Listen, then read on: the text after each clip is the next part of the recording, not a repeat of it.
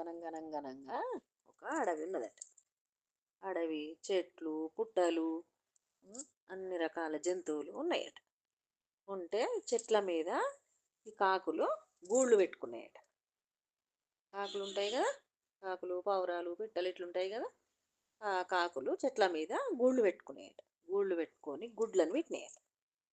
గుడ్లను పెట్టిన తర్వాత అవి పొదిగితే పిల్లలు అవుతాయి కదా. కొద్ది రోజులు పడుతుంది, తర్వాత పొదిగితే పిల్లలు అవుతాయి. ఇట్లా పిల్లలైనయట. పిల్లలైన తర్వాత ఆహారం కోసం ఈ కాకులు బయటకు పోతాయి.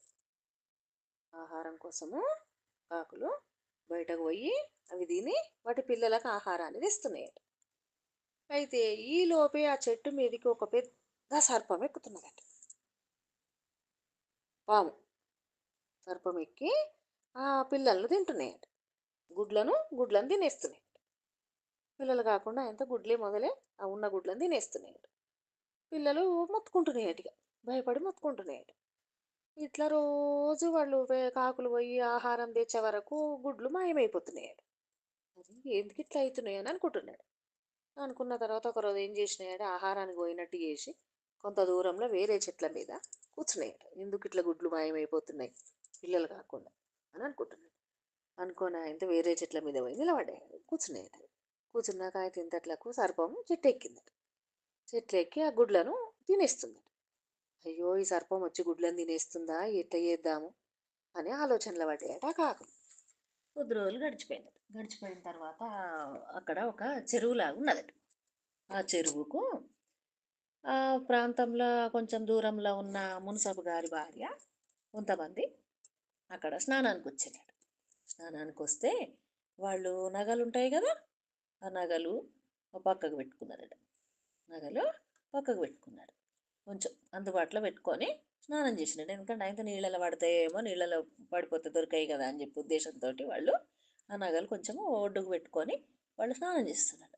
స్నానం చేస్తుంటే ఆయన కాకేం చేసిందట, ఆ మున్సబ్ గారి భార్య చూస్తున్నప్పుడే ఇట్లా చూస్తుందట ఆమె. ఆయన అందులో నుంచి ఒక హారం తీసుకొని పోయిందట కాకి.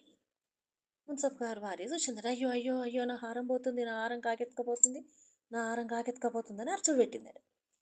అరచుడు పెట్టింది. ఆయన వాళ్ళను వట్టిగా రారు కదా, దూరం వాళ్ళ పనోళ్ళు వాళ్ళు వీళ్ళు కొంచెం దూరంలో ఉన్నారట. వాళ్ళకు వినొచ్చిందట. వినొచ్చి అయ్యో కాకెత్తుకపోతుంది నా ఆహారం, కాకెత్తుకపోతుంది నా ఆహారం అని అంటుందట. ఈ కాకి ఏం చేసిందట, వాళ్ళు చూస్తుండాలని చెప్పి వాళ్ళ దగ్గర నుంచే ఆహారాన్ని తీసుకొని పోయి కొంత దూరం పోయిన తర్వాత ఈ సర్పం పాము ఉంది కదా, ఆ పాము ఉండే పుట్టలో వేసిందట ఆహారాన్ని. వేయంగానే ఆయనతో వాళ్ళు చూసిండట. ఆ పనోళ్ళు చూసిండట. చూసి అయ్యో అయ్యో అమ్మ అమ్మ ఈ హారాన్ని పుట్టలో వేసింది పాము, కాకి తీసుకొచ్చి ఆ పామున్న పుట్టలో హారాన్ని వేసింది అనగానే అదంతా తోడు ఉండి అన్నదట. తోడు అనగానే ఆయనతో అందరూ పాము పొద్దుంత ఏముండదు కదా, ఎప్పుడో రాత్రికి వస్తుంది లోపలికి.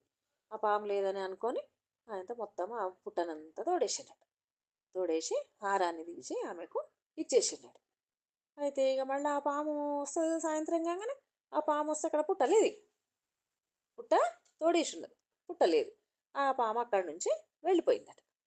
ఈ కాకి ఇక తన పిల్లలు తను పెట్టిన గుడ్లు ఇవన్నీ ఇక బతికిపోతాయి కదా అని చెప్పేసి ఆ పాము అక్కడ లేదనుకొని సంతోషంగా వాళ్ళు హాయిగా ఉన్నారట.